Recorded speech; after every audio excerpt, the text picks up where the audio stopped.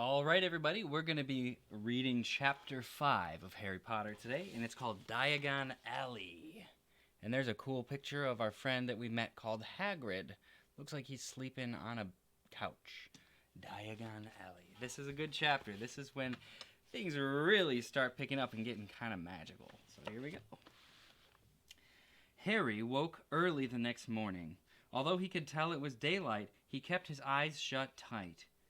It was a dream, he told himself firmly.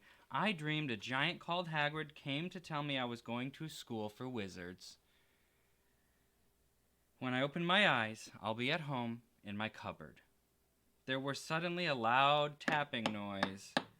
And there's Aunt Petunia knocking on the door. Harry thought, his heart sinking, but he still didn't open his eyes.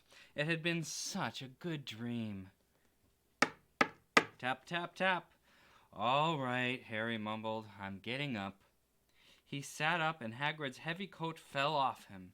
The hut was full of sunlight. The storm was over. Hagrid himself was asleep, collapsed on the sofa, and there was an owl rapping its claw on the window, a newspaper held in its beak. Harry scrambled to his feet, so happy he felt as though a large balloon was swelling inside him. He went straight to the window and jerked it open. The owl swooped in and dropped the newspaper on top of Hagrid, who didn't wake up.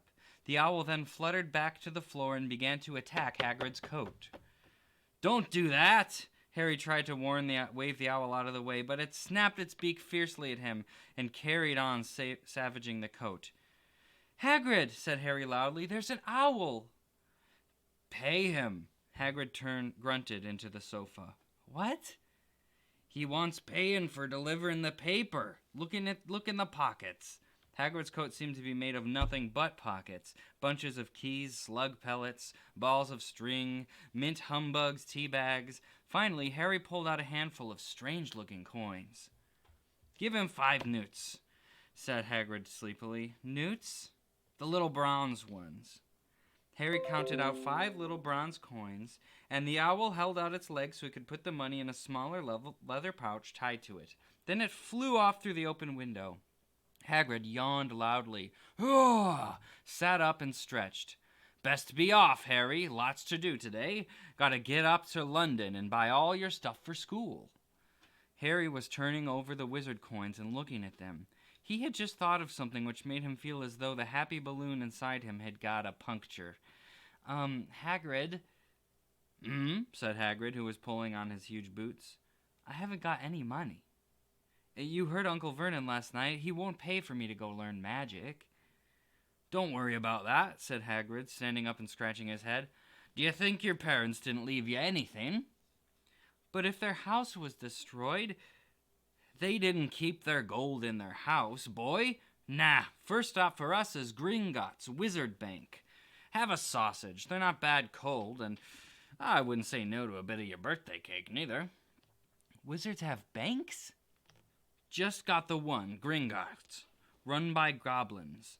Harry dropped the bit of sausage he was holding. Goblins? Yeah. So you'd be mad to try and rob it, I tell you that. Never mess with goblins, Harry. Gringotts is the safest place in the world for anything you want to keep safe. Except maybe Hogwarts. And a matter of fact, I gotta visit Gringotts anyway, for Dumbledore. Hogwarts business. Hagrid drew himself up proudly. He usually gets me to do important stuff for him. Fetching you, getting things from Gringotts. Knows he can trust me, see? Got everything? Come on, then. Harry followed Hagrid out onto the rock. The sky was quite clear now, and the sea gleamed in the sunlight. The boat Uncle Vernon had hired was still there, with lots of water in the bottom after the storm. How did you get here? Harry asked, looking around for another boat. Flew, said Hagrid. Flew? Yeah, but we'll go back in this. I'm not supposed to use magic now that I've got you. They settled down in the boat, Harry still staring at Hagrid, trying to imagine him flying. Seems a shame to row, though, said Hagrid, giving Harry another of his sideways looks. If I was to speed things up a bit, would you mind not mentioning it at Hogwarts? Of course not, said Harry, eager to see more magic. Harry pulled out the pink umbrella again, tapped it twice on the side of the boat, and off they sped toward the land. "Why would you be mad to try and rob Gringotts?" said Harry. "Spells, enchantments," said Hagrid, unfolding his newspaper as he spoke. "They say there's dragons guarding the high-security vaults. And then you gotta find your way. Gringotts is hundreds of miles under London, you see? Deep under the underground. You'd die of hunger trying to get out, even if you did manage to get your hands on something." Harry sat and thought about this while Hagrid read his newspaper, the Daily Prophet. Harry had learnt from Uncle Vernon that people liked to be left alone while they did this, but it was very difficult. He never had so many questions in his life. "Ministry of Magic messing things up as usual," Hagrid muttered, turning on the page. "There's a Ministry of Magic?" Harry asked before he could stop himself. "Course," said Hagrid. "They wanted Dumbledore for minister, of course, but he'd never leave Hogwarts. So old Cornelius Fudge got the job. Bungler if there ever was one, so he pelts Dumbledore with owls every morning, asking for advice." Now I'm going to go back because there's a really cool picture here. Look at that. Full page picture, and we can see Hagrid and Harry in the boat with his tiny umbrella. And the boat looks like it's tipping back because Hagrid is huge.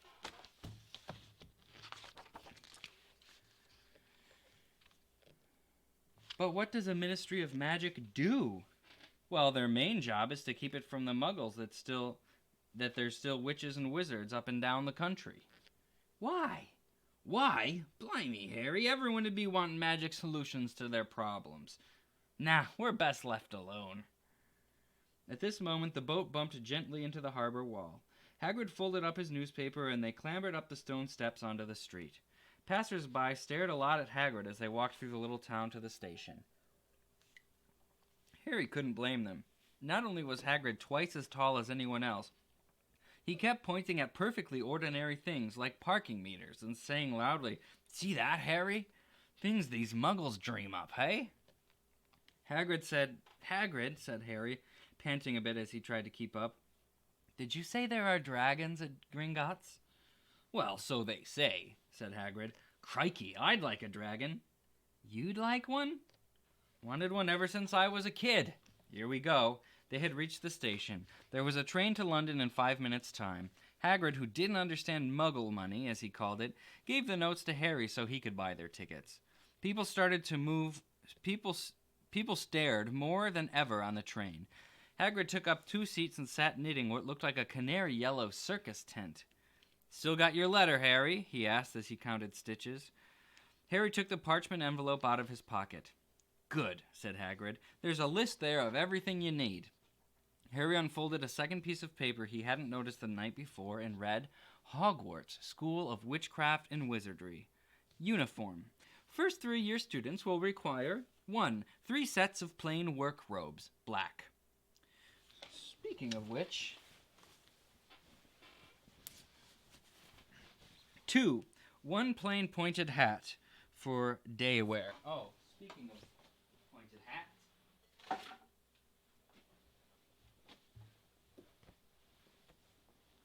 There we go. 3. 1 pair of protective gloves, dragon hide or similar. 4. 1 winter cloak, black with silver fastenings. Please note that all pupils' clothes should carry name tags. Set books. All students should have a copy of the following. 1. The Standard Book of Spells, Grade 1, by Miranda Goshawk. History of Magic, Magical Theory, A Beginner's Guide to Transfiguration, 1,000 Magical Herbs and Fungi, Magical Drafts and Potions, Fantastic Beasts and Where to Find Them by Newt Scamander, and The Dark Forces, A Guide to Self-Protection. You know what?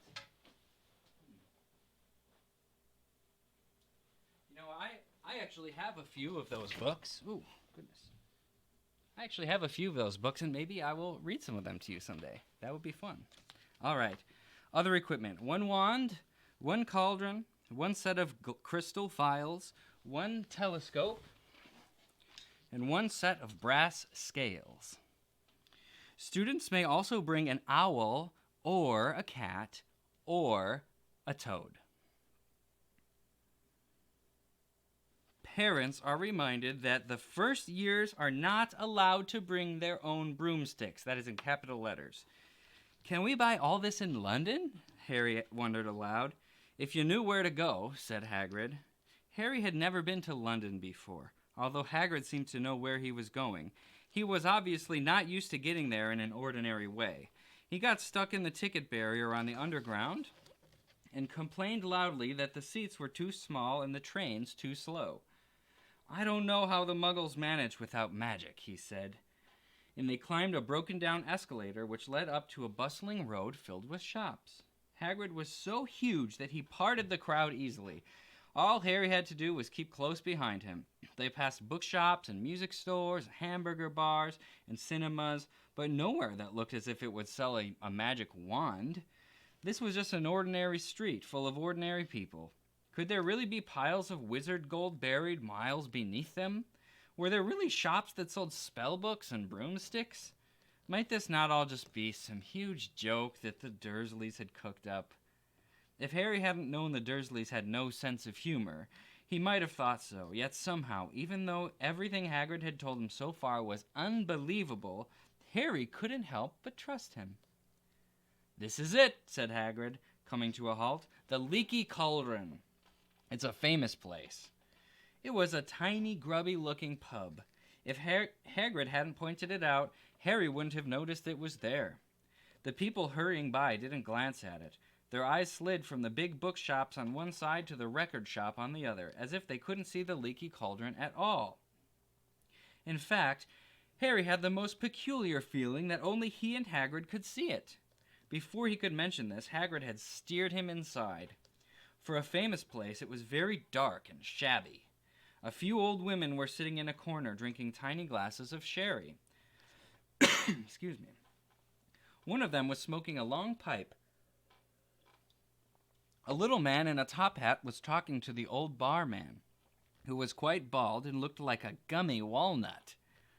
The low buzz of chatter stopped when they walked in. Everyone seemed to know Hagrid. They waved and smiled at him, and the barman reached for a glass, saying, "The usual Hagrid?" "Can't, Tom. I'm on Hogwarts business," said Hagrid, clapping his great hand on Harry's shoulder, then making Harry's knees buckle. "Good Lord," said the barman, peering at Harry. Can this be? The Leaky Cauldron had suddenly gone completely still and silent. "Bless my soul," whispered the old barman. "Harry Potter, what an honor." He hurried out from behind the bar, rushed toward Harry, and seized his hand, tears in his eyes. "Welcome back, Mr. Potter! Welcome back!" Harry didn't know what to say. Everyone was looking at him. The old woman with the pipe was puffing on it without realizing it had gone out. Hagrid was beaming. Then there was a great scraping of chairs, and the next moment Harry found himself shaking hands with everybody in the Leaky Cauldron. "Doris Crockford, Mr. Potter, can't believe I'm meeting you at last." "So proud, Mr. Potter, I'm so proud. Always wanted to shake your hand. I'm all aflutter." "Delighted, Mr. Potter. I just can't tell you. Diggle's the name, Dialdus Diggle." "I've seen you before," said Harry as Dialdus Diggle's top hat fell off in excitement. "You bowed to me once in a shop." "He remembers," Dialdus Diggle said, looking around at everyone. "Did you hear that? He remembers me." Harry shook hands again and again. Doris Crockford kept coming back for more. A pale young man made his way forward very nervously. One of his eyes was twitching. "Professor Quirrell," said Hagrid. "Harry, Professor Quirrell will be one of your teachers at Hogwarts." "Potter," stammered Professor Quirrell, grabbing Harry's hand. Can't tell you how pleased I am to meet you." "What sort of magic do you teach, Professor Quirrell?"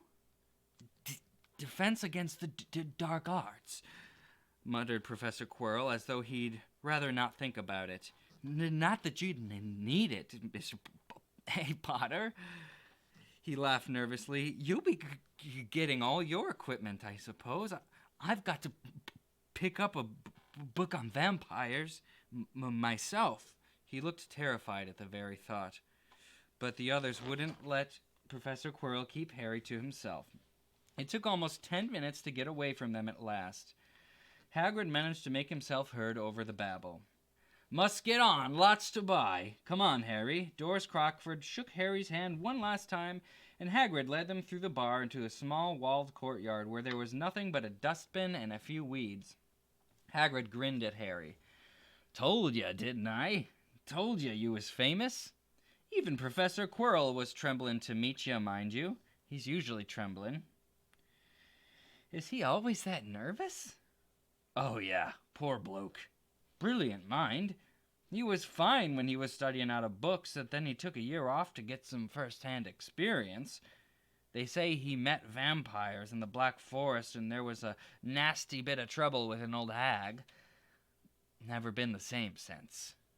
Scared of the students, scared of his own subject. Now where's my umbrella? Vampires? Hags? Harry's head was swimming. Hagrid, meanwhile, was counting bricks on the wall above the dustbin. 3 up, 2 across, he muttered. Right, stand back, Harry. He tapped the wall 3 times with the point of his umbrella. The brick he touched had quivered. It wriggled in the middle. A small hole appeared. It grew wider and wider. A second later, they were facing an archway large enough even for Hagrid, an archway on a cobbled street which twisted and turned out of sight. Welcome, said Hagrid, to Diagon Alley. He grinned at Harry's amazement. They stepped through the archway. Harry looked quickly over his shoulder, and he saw the archway shrink instantly back into a solid wall. And here we've got a little picture of what appears to be Diagon Alley. Let's get close for this one. It's a lot of detail. Isn't that amazing that somebody painted that? It's incredible. Very cool. Oh man, and on the next page it just continues. It's like the same picture, but it just keeps going and going. So much detail. Very cool. The archway shrank instantly back into the solid wall. The sun shone brightly onto a stack of cauldrons outside the nearest shop. Cauldrons, all sizes. Copper, brass, pewter, silver, self-stirring, collapsible, said a sign hanging over them. Yep, you'll be needing one, said Hagrid, but we gotta get your money first. Harry wished he had about 8 more eyes. He turned his head in every direction as they walked up the street, trying to look at everything at once. The shops, the things outside them, the people doing their shopping. A plump woman outside at Apothecary's was shaking her head as they passed, saying, Dragon liver, 16 sickles, 1 ounce. They're mad.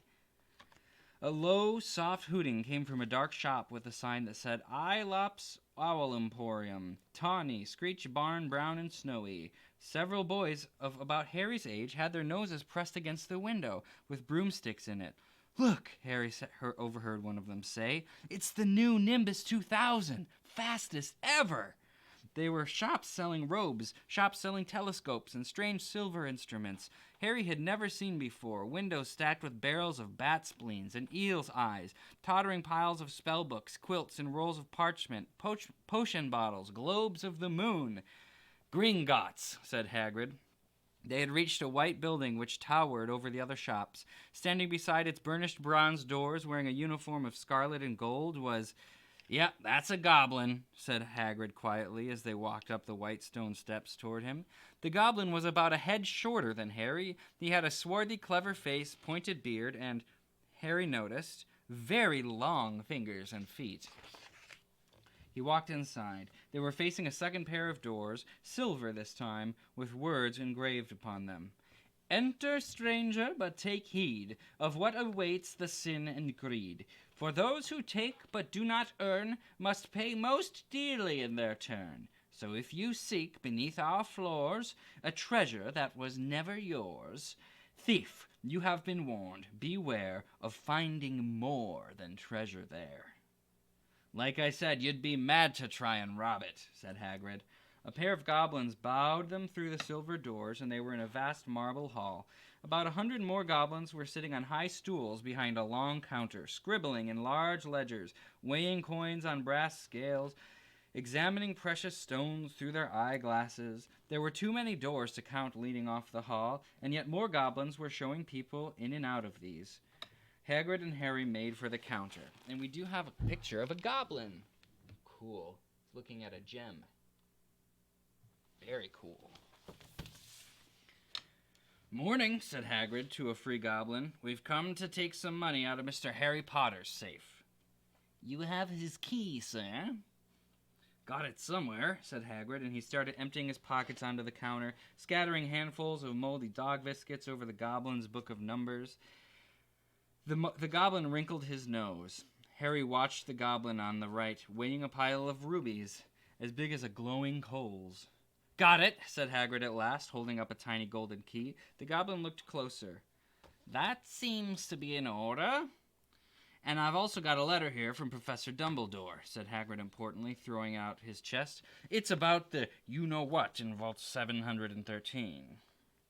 The goblin read the letter carefully. "Very well," he said, handing it back to Hagrid.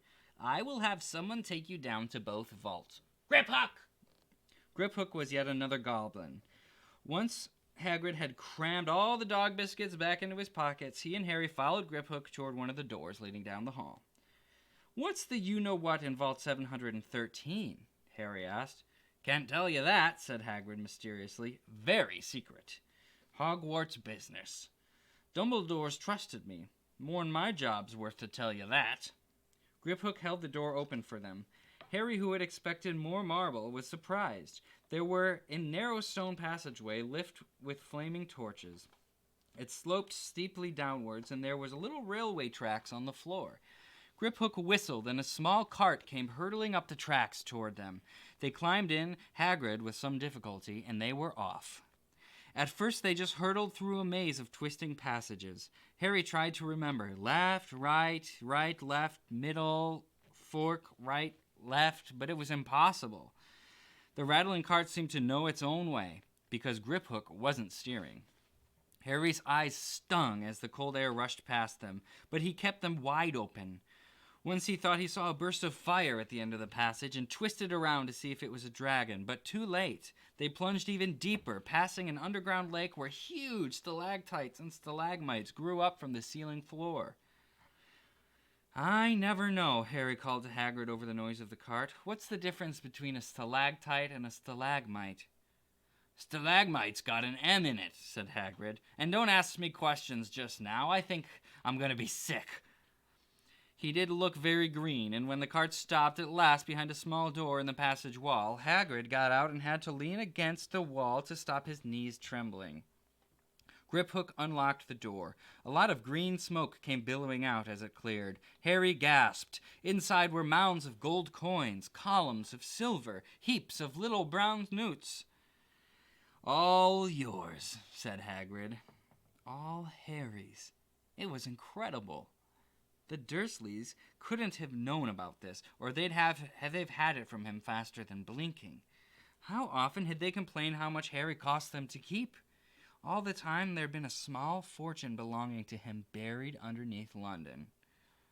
Hagrid helped Harry pile some of it into a bag. "The gold ones are galleons," he explained. 17 silver sickles to a galleon, and 29 newts to a sickle. It's easy enough. Right, that should be enough for a couple of terms. We'll keep the rest safe for you." He turned to Griphook. "Vault 713 now, please. And can we go more slowly?" "One speed only," said Griphook. They were going even deeper now and gathering speed. The air became colder and colder as they hurtled round tight corners. They went rattling over an underground ravine, and Harry leaned over the side to try and see what was down in the dark bottom. But Hagrid groaned and pulled him back by the scruff of his neck. Vault 713 had no keyhole. "Stand back," said Griphook importantly. He stroked the door gently with one of his long fingers, and it simply melted away. "If anyone but a Gringotts goblin tried to rob that, they'd be sucked through the door and trapped in there," said Griphook. "How often do you check if anyone's inside?" Harry asked. About once every 10 years, said Griphook with a rather nasty grin. Something really extraordinary ought to be inside this top-secret vault, Harry was sure, and he leaned forward eagerly, expecting to see famous jewels at the very least, but at first he thought it was empty. Then he noticed a grubby little package wrapped in brown paper lying on the floor. Hagrid picked it up and tucked it deep inside his coat. Harry longed to know what it was, but knew better than to ask. Come on, back in this infernal cart, and don't talk to me on the way back if I can keep my mouth shut, said Hagrid.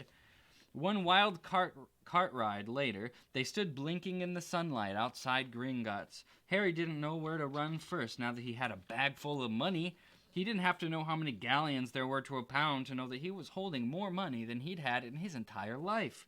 More money than even Dudley ever had. Might as well get your uniform, said Hagrid, nodding toward Madame Malkin's robes for all occasions. Listen, Harry, would you mind if I slipped off to pick-me-up at the Leaky Cauldron? I hate them Gringotts carts. He did look a bit sick, so Harry entered Madame Malkin's shop alone, feeling nervous. Madame Malkin was a squat, smiling witch dressed in all mauve. Hogwarts, dear, she said when Hagrid started to speak. Got the lot there, and another man being fitted just now, in fact. The back of the shop there was a boy with a pale, pointed face who was standing on a footstool while a second witch pinned up his long black robes. Madame Malkin stood Harry on a stool next to him, slipped a long robe over his head, and began to pin it to the right length. And we have a picture of this boy.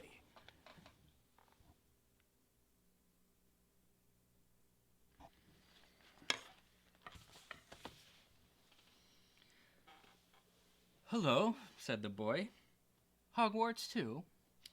Yes, said Harry.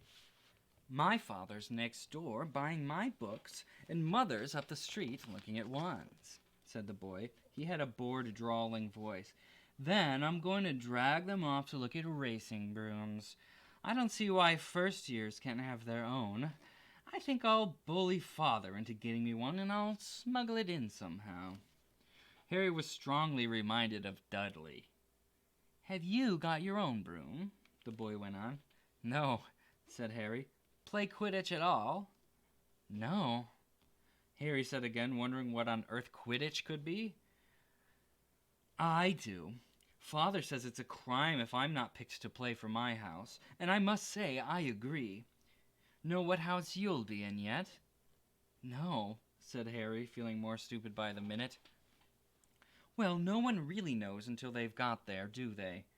But I know I'll be in Slytherin. All our family have been... Imagine being in... I'm sorry, I gotta start that sentence over. Well, no one really knows until they get there, do they? But I know I'll be in Slytherin. All our family have been. Imagine being in Hufflepuff. I think I'd leave, wouldn't you? Said Harry, wishing he could say something a bit more interesting. I say, look at that man, said the boy suddenly, nodding toward the front window. Hagrid was standing there grinning at Harry, pointing at 2 large ice creams to show he couldn't come in. That's Hagrid, said Harry, pleased to know something the boy didn't. He works at Hogwarts. Oh, said the boy, I've heard of him. Sort of a servant, isn't he? He's the gamekeeper, said Harry. He was liking the boy less and less every second. Yes, exactly. I heard he's sort of a savage. Lives in a hut in the school grounds, and every now and then he gets drunk, tries to do magic, and ends up setting fire to his bed. I think he's brilliant, Harry said coldly. Do you? Said the boy with a slight sneer. Why is he with you? Where are your parents? They're dead, Harry said shortly. He didn't feel like much going into the matter with this boy. Oh, sorry, said the other, not sounding sorry at all. But they were our kind, weren't they? They were a witch and a wizard, if that's what you mean. I don't really think they should let the other sort in, do you? They're not just the same. They've never been brought up to know our ways. Some of them have never even heard of Hogwarts until they get a letter. Imagine! I think they should keep it in the old wizarding families. What's your surname, anyway? But before Harry could answer, Madame Malkin said, "That's you done, my dear."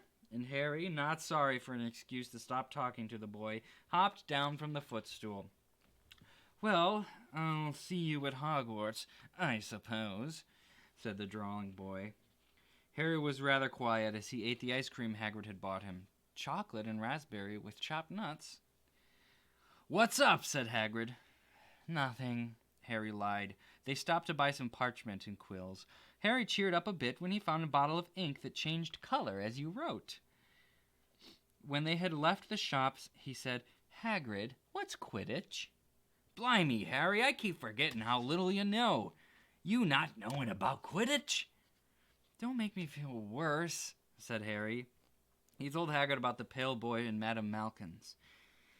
And he said people from Muggle families shouldn't even be allowed in. "You're not from a Muggle family. If he'd known who you were, he's growing up knowing your name, and if parents are wizarding folk, you saw him in the Leaky Cauldron. Anyway, what does he know about it? Some of the best I ever knew were the ones with magic in them. A long time of Muggles. And look at your mum. Look who she had for a sister." "So what is Quidditch?" "It's our sport. Wizard sport. It's like football in the Muggle world. Everyone follows Quidditch, played up in the air on broomsticks, and there's 4 balls. Sorta hard to explain the rules." "And what are Slytherin and Hufflepuff?" "Schoolhouses. There's 4. Everyone says Hufflepuff's a lot of duffers, but I bet I'm in Hufflepuff," said Harry gloomily. "Better Hufflepuff than Slytherin," said Hagrid darkly. "There's not a single witch who wasn't in Slytherin. There's not a single witch or wizard who went bad who wasn't in Slytherin. You know who was one."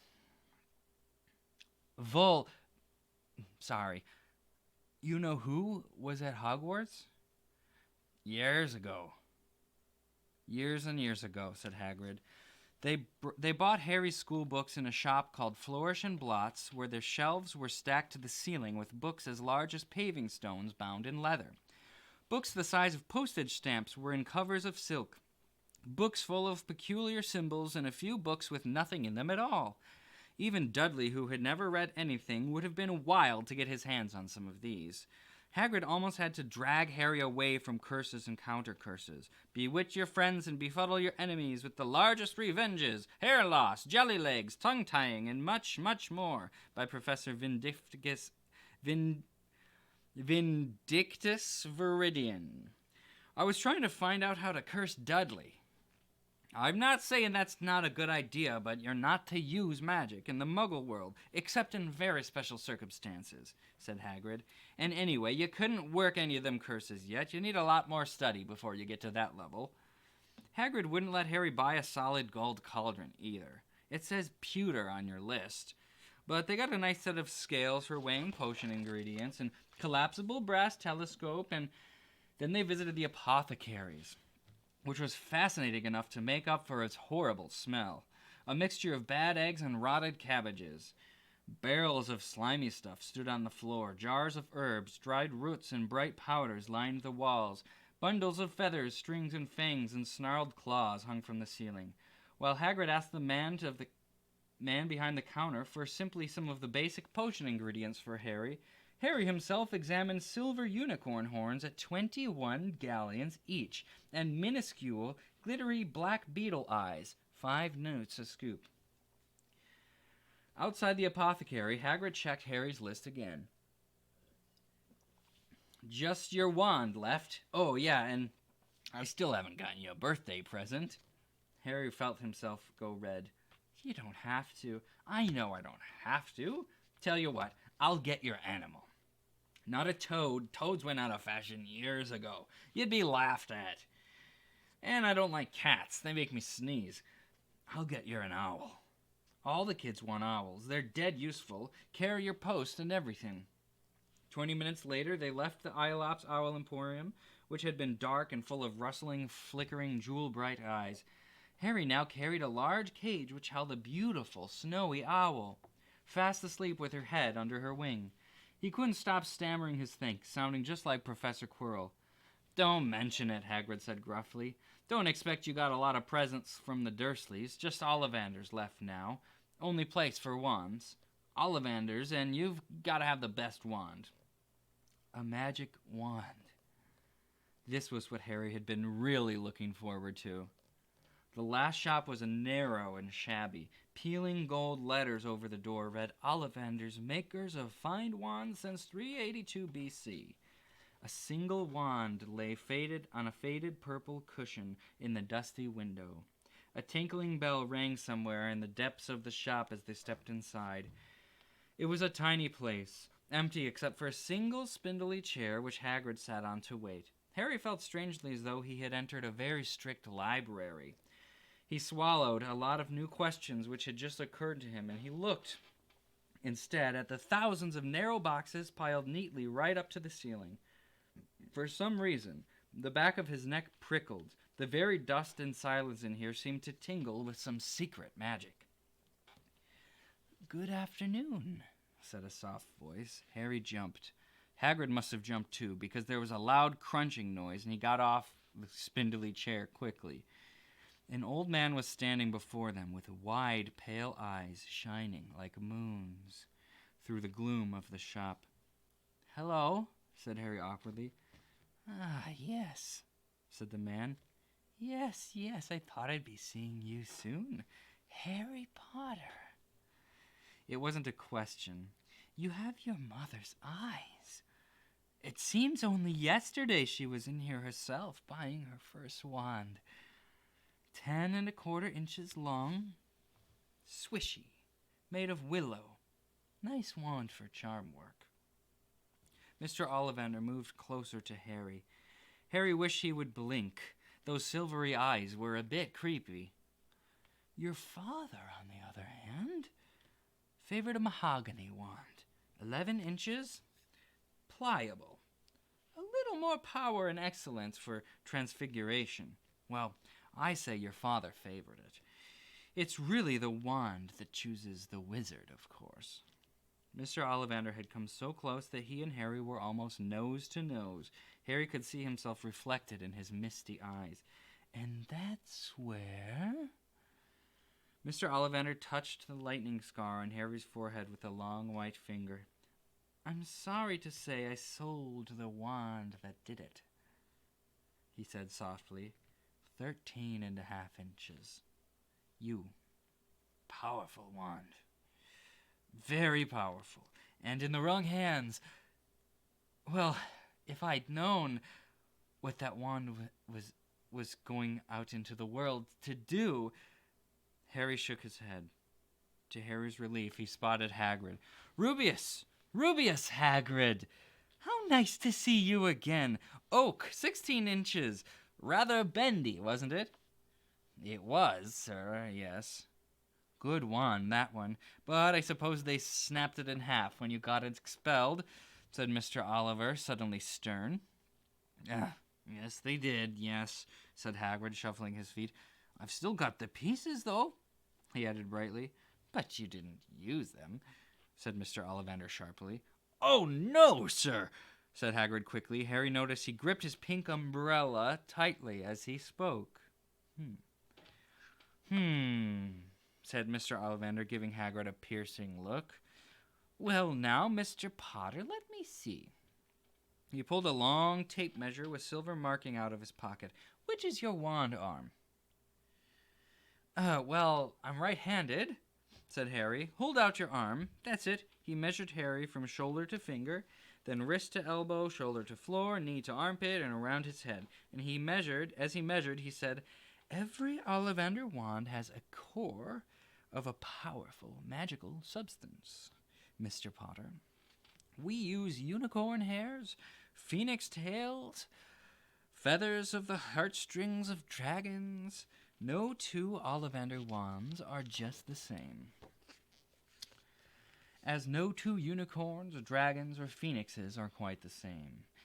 And, of course, you will never get such good results with another wizard's wand." Harry suddenly realized that the tape measure, which was measuring between his nostrils, was doing this on his own. Mr. Ollivander was flitting around the shelves taking down boxes. "That will do," he said, and the tape measure crumbled into a heap on the floor. "Right then, Mr. Potter, try this one. Beechwood and dragon heartstring. 9 inches. Nice and flexible. Just give it a wave." Harry took the wand, feeling foolish, and waved it around a bit, but Mr. Ollivander snatched it out of his hand almost at once. "Maple and phoenix feather. 7 inches. Quite whippy. Harry tried, but he hardly raised the wand when it too was snatched back by Mr. Ollivander. No. Here. Ebony and unicorn hair. 8.5 inches. Springy. Go on. Try it out." Harry tried and tried. He had no idea what Mr. Ollivander was waiting for. The pile of tried wands was mounting higher and higher and higher on the spindly chair.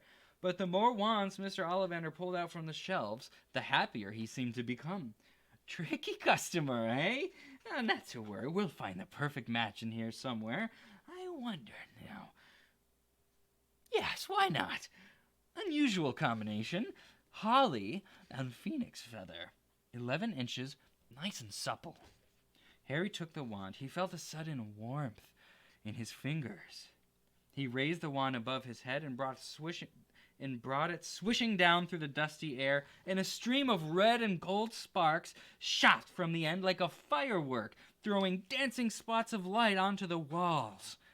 Hagrid whooped and clapped, and Ollivander cried, "Oh, bravo! Yes, indeed! Oh, very good! Very well, yes. How curious! How very curious." He put Harry's wand back into the box and wrapped it in brown paper, still muttering, "Curious, curious."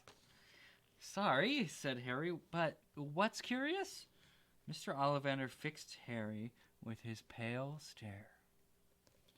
"I remember every wand I've sold, Mr. Potter.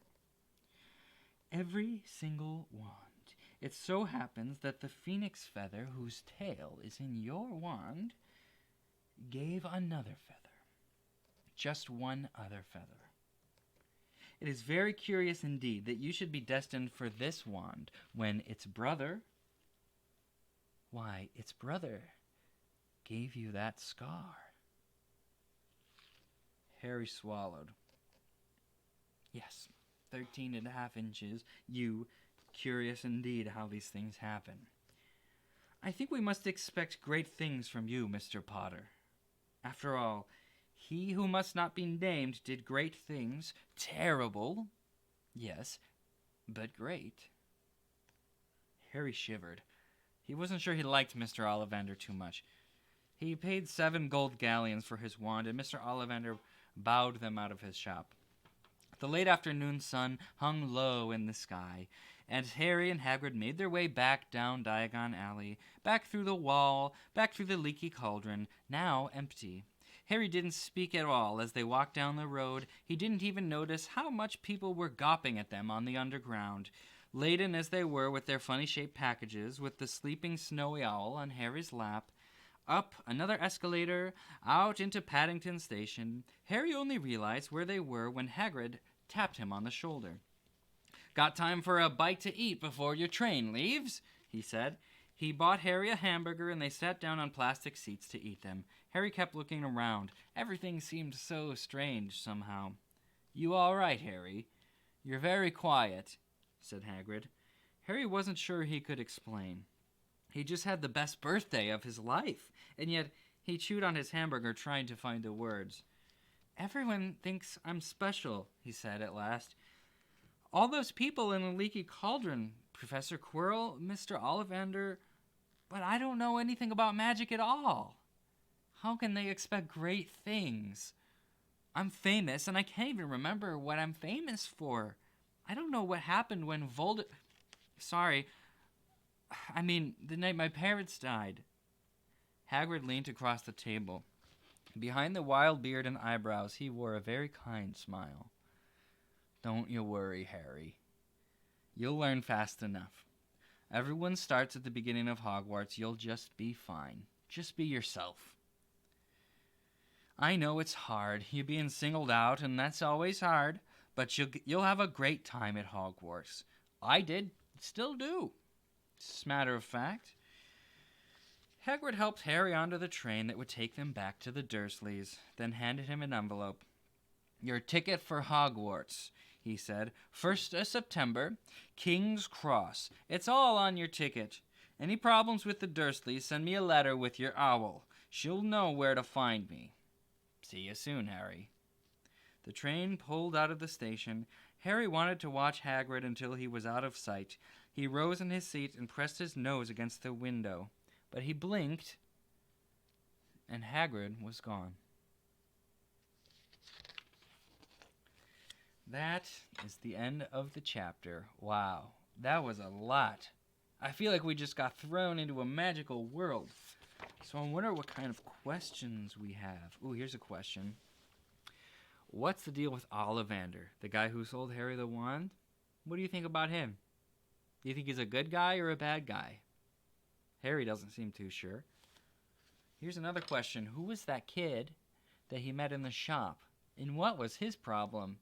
Why did he seem so snooty? I don't know. Our next chapter is The Journey to Platform 9 3/4. And that is a train that you're seeing on there. I wonder what that train's going to do and where it's going to take them. All right, everyone. It's been wonderful. I'll get the next video up real soon. And I hope you had a good time. Stay safe. Be cool. Peace.